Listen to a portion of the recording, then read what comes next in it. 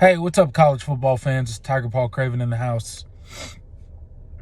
Just my after-game reaction to whatever we saw here in Clemson, South Carolina. I'm not in Clemson, South Carolina, but I certainly watched the game on TV.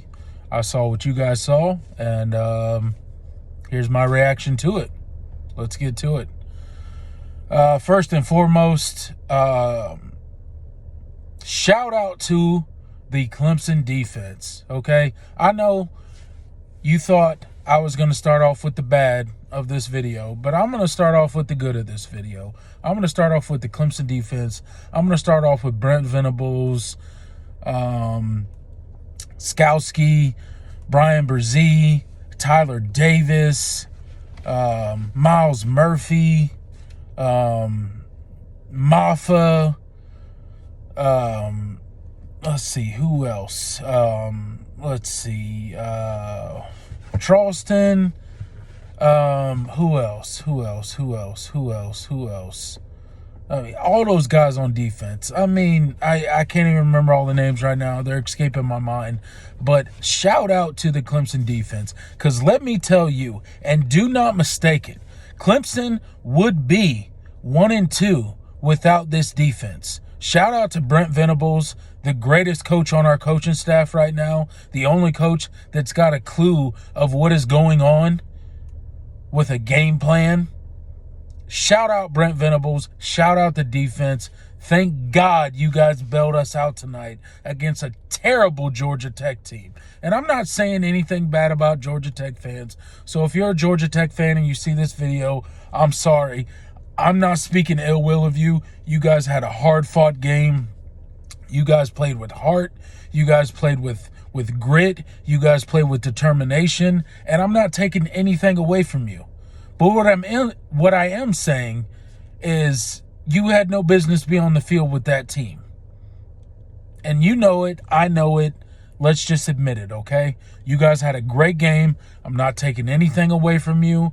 But let's just admit that you had no business on the field with that team. Okay? So, shout out to the Clemson defense for literally handing Clemson another win. Okay? You've tried to hand us 3 wins, but the offense messed that up for you guys and threw a pick 6. And you know, we're 2-1 instead of 3-0. But shout out to the Clemson defense. Shout out to Brent Venables. You're the GOAT, man. Hey, you're a great defensive coordinator. I hope Clemson never loses you. But if we do, God help us. God help us. Okay? So, getting into the problem side of the ball. I mean, let's talk about it. Clemson's offense was absolutely abysmal tonight. It was terrible. Clemson's offense is, I mean, this might be the worst offense that I've ever seen at Clemson, like pre-Deshaun Watson. Like, no joke. Like, this offense is absolutely terrible. Like, this is some Cole Stout, like, crazy, like not Taj Boyd. Taj Boyd was great in the offense. But, like that in-between when we had Cole Stout, when we were waiting on Deshaun Watson to really take the reins at Clemson, like, that's what our offense looks like again. Like, it is absolutely awful. We can't move the ball. We can't do what we want. We don't dictate anything to the defense. We are absolutely awful. And as much as I would love to blame play calling and whatnot, because it hasn't been great in some certain circumstances. Tonight, the play calling wasn't the problem. As much as Clemson fans want to scream about Tony Elliott and he should move back to Michelin and all this sort of stuff. He should go be an engineer for Michelin again and make tires and all this crazy stuff. It wasn't. It was not Tony Elliott's fault tonight, other than that play in the end zone at the end of the game that we'll get to later. Don't worry, we'll get to that later in the video. But I just want to run some stats back for you guys. So DJ tonight was 18 of 25 for 126 yards. How in the hell do you throw the ball 25 times in the Clemson offense and you gain 126 yards? 18 for 25 for 126 yards. You know what that tells me? You're throwing a lot of short routes. You're throwing a lot of underneath routes. You're just dinking and dunking to death. Okay? That's not good. That's not good enough. That's not going to get it done against top-tier talent. Maybe it got it done against Georgia Tech tonight, but barely, okay? It barely got it done tonight against Georgia Tech. I mean, let's face it. It wasn't a good performance tonight. Now, one good highlight that I will highlight out of the offense today is that Will Shipley has clearly cemented himself as RB1 in our offense, and thank God for it. That man is an absolute beast. He does not go down with the first hit. He keeps driving his legs, and he is an absolute terror on the defense. He is not an easy back to tackle. He's got great strength in his legs, and he keeps driving his legs when he gets the ball, and he's trying to gain extra yardage. And thank God for Will Shipley. Let me tell you, that's going to be a bright spot on our offense this year. I guarantee you that. Will Shipley will have a breakout season as a freshman, and I can't wait for it. Another thing I want to say about our offense, Will Taylor. This guy needs to be more involved. We need to get some more plays in the playbook for this guy. This guy is dynamic. If you see him on punt return, if you see him on kick return, you can tell this dude, when he gets out into the open field, he has vision. He can make plays. He can make stuff happen. And that's what we need in the Clemson offense, because as it looks right now, we can't manufacture that in a traditional style offense that we're used to, and the traditional quarterback play that we're used to. Okay, so some of the team stats for tonight: total yards, Georgia had 309, or Georgia Tech had 309. We had 284. Passing yards, Georgia Tech had 203. We had 126. Attempts, Georgia Tech was 20 of 33. We were 18 of 25. Rushing yards, they had 106. We had 188. Or 158, excuse me. Penalties, they had 10. We had 8. We had more yardage and penalties than them, but it doesn't really matter. This was a penalty-heavy game. Refs, keep your damn flags in your pocket.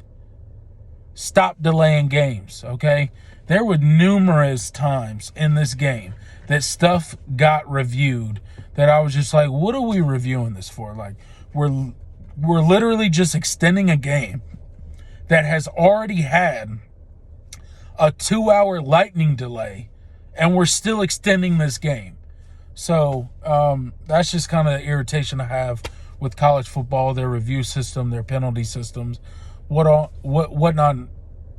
It doesn't matter, okay? Something else I want to get into. I want to get into the targeting penalties that happened tonight. There was one player that got kicked out on Clemson. There was one player that got kicked out on Georgia Tech. College football. Let's please start looking at intent. Let's kind of take an NBA approach to this, right? You got your flagrant 1, your flagrant 2s, like whatever. I'm not very experienced in the NBA system, okay? But one you get kicked out for, one you don't. Okay, so let's start trying to interpret intent, okay? I do not think any of the players that got kicked out tonight intended to hurt anyone. I don't think there was ill will or malice in their intent. They were making a bang-bang play. They were making a defensive move. And yes, tack on the 15 yards and let's move on. Why do these kids need to get kicked out of a game because they're trying to make a play on the ball or on the ball carrier? Okay? Let's stop college football. Let's be common sense about it. And let's try to interpret intent. Unless it is a blatant, no doubt, they were headhunting, assess the 15 yards, and let's move on. It's not a big deal. Let's move on. That's just what I think. But back to the Clemson passing game. Boy, don't we miss Trevor Lawrence and Travis Etienne. Now, we got some great running backs, but I'll take Travis Etienne back any day of the week. Don't get me wrong. But boy, don't we see the value of Trevor Lawrence now. Everybody last year who was talking all that crap, who was talking all that mess about, oh, Trevor Lawrence isn't living up to the bid, he's not blah, blah, blah, blah, he's making such and such mistake. Boy, do we see all the things that he was covering up in this offense. All the things that he was using his skill set to completely just make it vanish in this offense. He made us look like a top 5 offense last year. And we probably weren't without him. Now we see it. Okay? So we have DJ now. And don't get me wrong, I think DJ is a good quarterback. I think he can be a great quarterback with development. He's not there now. Let's not get it twisted. DJ is definitely not an elite quarterback. He's definitely not a great quarterback. Do I think he can get there? Absolutely. DJ could definitely get there. But in my opinion, DJ just looks lost in the backfield. I mean, when he's dropping back and the pocket's kind of closing in on him, not necessarily closing in to the point where he needs to jet out and go for a run or throw the ball away or whatever the case may be, he looks uncomfortable in the pocket to me. Like I said before, guys, in my previous videos, I'm not an X's and O's guy. I'm not a coach. I'm not a coordinator. I don't call plays. I don't break down plays. I don't do any of that stuff. But he looks lost in the backfield. He looks uncomfortable in the pocket to me as a fan just watching him. Okay? Our offense looks absolutely abysmal. We look like we don't have an identity. Outside of the running game, like, we have nothing. Outside of the QB run and the running backs run the ball, our passing game is not great. It's not good. Like it's pretty bad. And DJ has a pretty good completion percentage tonight, I guess. But it's a lot of short throws. It's a lot of comeback routes. It's just a lot of like dinking and dunking.